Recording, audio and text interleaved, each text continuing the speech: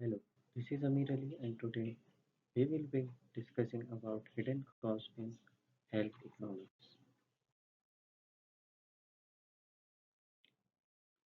The objective of our session is to equip you with the analytical tools that are needed to look beyond the surface level hospital receipts and to identify the true economic burden of disease on society.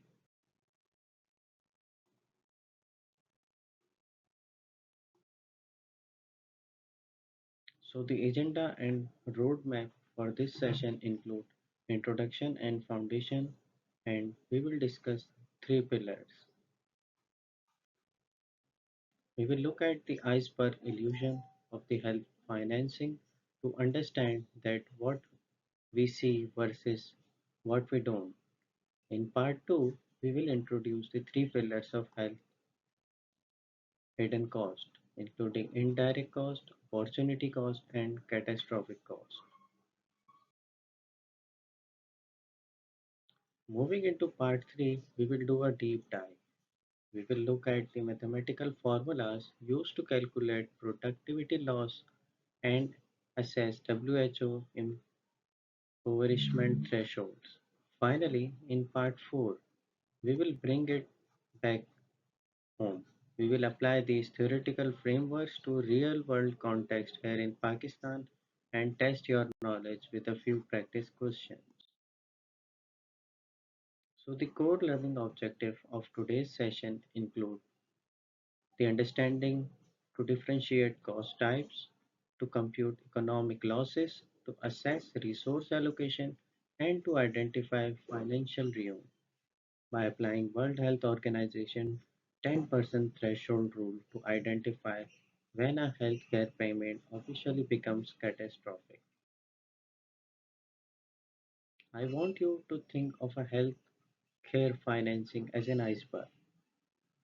As you can see in the picture, the visible tip above the water represents direct cost. These are your clinical fees, pharmacy bills, and co-payments. But beneath the surface lies a massive underwater base. These are the hidden costs, including lost wages, caregiver sacrifices, and foregone economic alternatives. If we only measure the tip of the iceberg, our economic policies will sink.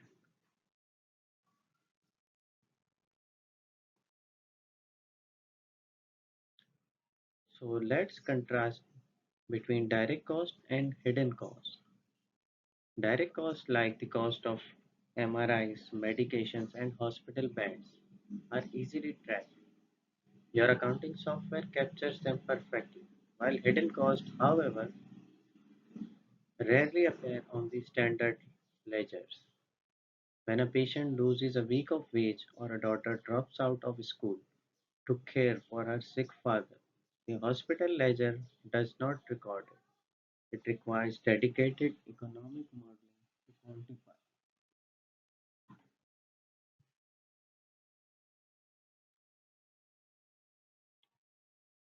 So here are the three pillars. To structure our analysis, health economists divide these hidden costs into three distinct pillars. Number one, indirect cost, which include the macroeconomic output lost to the illness due to morbidity, mortality, and the time spent on seeking care. Number two is the opportunity cost, the value of alternative you had to give up.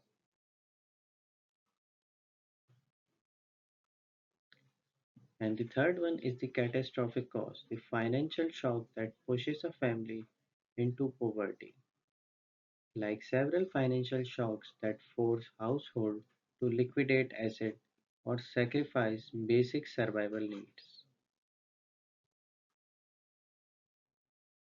So let's take an example of Pakistan. Here we are focusing on Pakistan as an example, like we have a massive informal sector filled with the daily wage earners. For a day laborer, an illness does not just mean paying a doctor. It means an immediate 100% loss of that day's household income. Without strong safety nets, these hidden costs are the primary drivers of medical impoverishment in the country, as the out of pocket payments account for a significant portion of health financing in the country. When formal safety nets are scarce, hidden costs and catastrophic costs trigger devastating downstream effects on national poverty levels. Now let's dive into our first pillar, which is indirect cost. We will look at how we quantify the loss of human capital and economic ripple effect of the illness. Indirect costs generally manifest in three ways. Number one, absenteeism. Number two, presenteeism. And number three, caregiver burden. Absenteeism is when the worker is physically missing from work,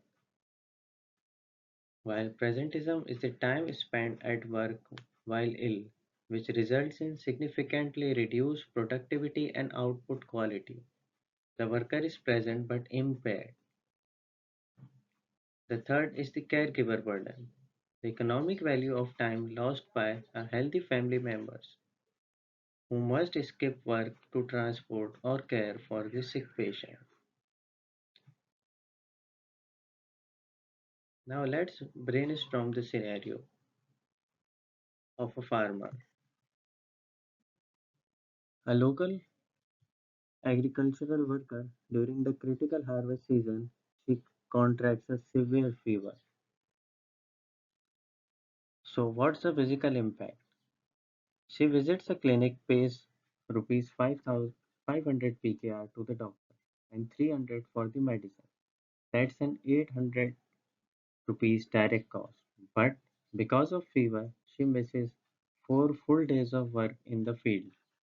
She is forced to rest and misses 4 days of the work in the field. If we stop at 800 PKR, we failed as economists. What is the true loss? First, there is a lost agricultural output, the crops that may spoil or get eaten by the pest because she was not there to harvest them. Second, there is a lost wage. If her labor generates 1500 rupees a day, missing 4 days equal an invisible loss of 6000 rupees. The 6000 rupees is hidden loss is vastly larger than 800 rupees, which is a visible bill. So there is a lost agricultural output during the harvest and the lost household wage due to the fever. So let's look at the mathematical approach, the formula to calculate. To standardize this, we will use a core mathematical formula. The indirect cost, which is equal to the sum of daily wage multiplied by the day's loss. Notice the summation symbol and a variable n.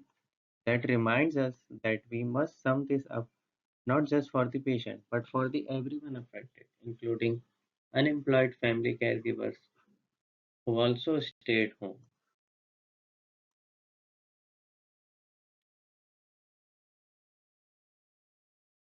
The valuation method for indirect cost. Once we know the days lost, how do we value long-term absence or mortality? So the economists debate between two primary lenses, human capital approach and friction cost approach. If someone has a long term absence or passes away, how do we value the lost time? Economists debate between the two methods, the human capital approach, which values the loss over the patient's entire lifetime expected. This gives us a very high theoretical maximum value, while the other is friction cost approach, which look at it from the employer's view and only counting the time it takes to hire and train a replacement. This gives a much lower conservative estimate. While human capital approach is a patient and societal perspective, while Friction cost approach is a corporate and employer perspective. The second pillar is the opportunity cost, the science of trade-offs and understanding the true price of allocating finite healthcare resources. Moving on to pillar 2, this is where we will discuss the true price of allocating finite resources. Let's dive deep into the opportunity cost.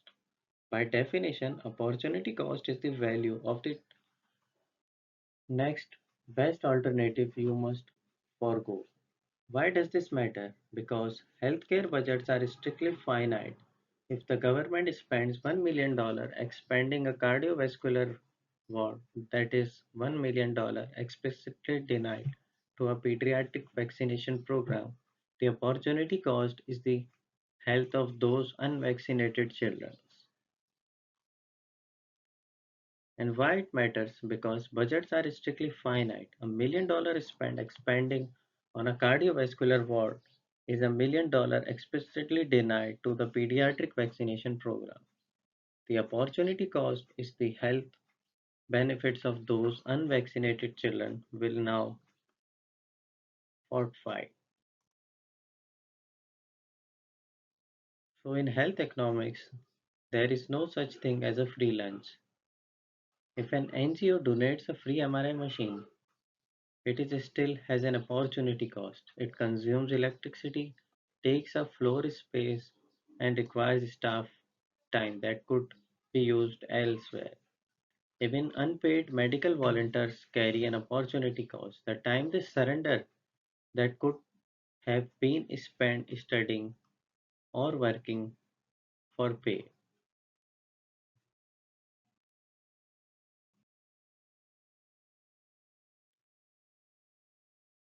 So here is a scenario. A provincial health department decides to use a building it has owned for decades to house administrative staff. The accountant records the rent expense as zero.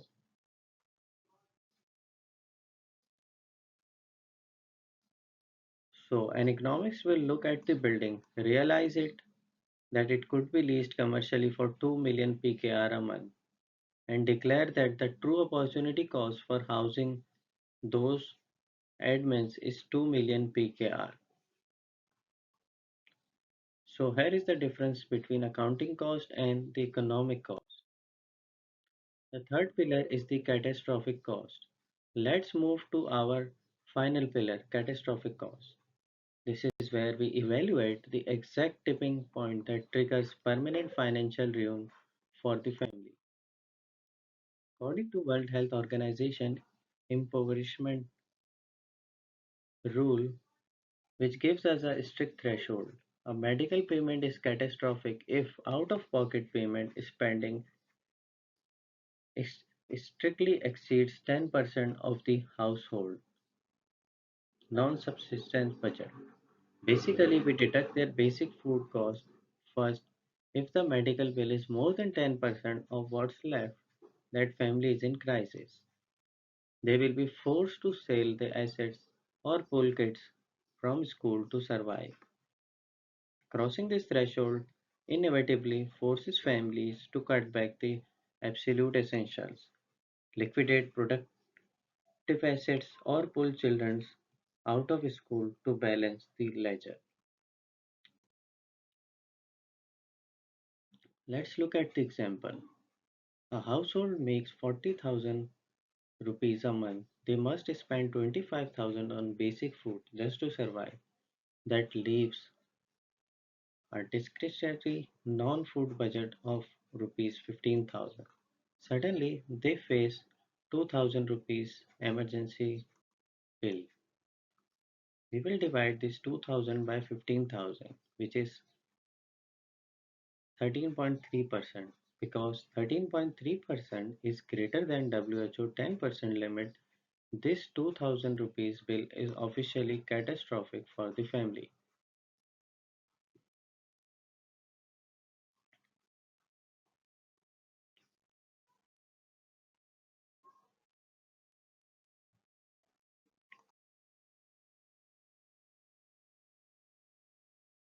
So let's look at the another example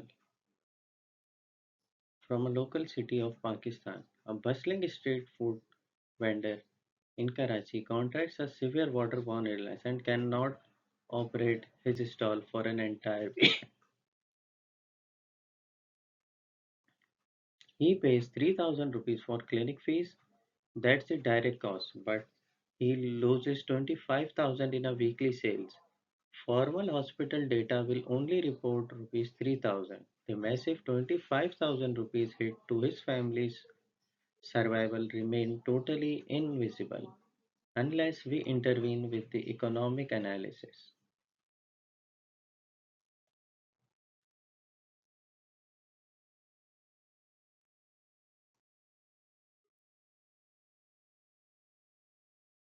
So here is a question for you. What is the opportunity cost of a donated complete free surgical glove? A, 0 because no cash changed hands. B, what a supplier could sell it for. And C, the import transport fees.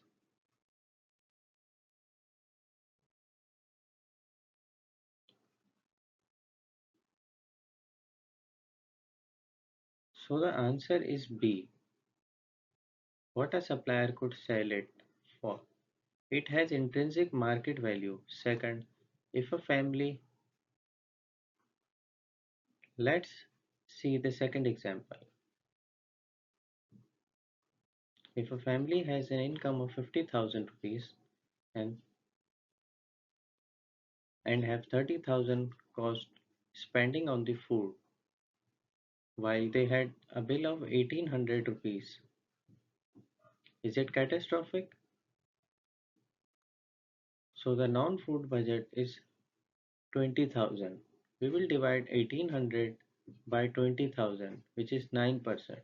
Because 9% is below 10%, it is strictly non-catastrophic by World Health Organization definition.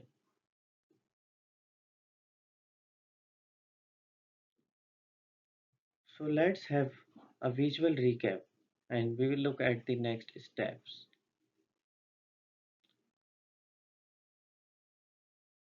To wrap up, remember these three icons. The clock represents indirect cost, which include productivity, wages, and macroeconomic output completely lost to absenteeism and caregiver burdens. Number two is the opportunity cost. Every choice eliminates other. The intrinsic value of the next best alternative you must surrender.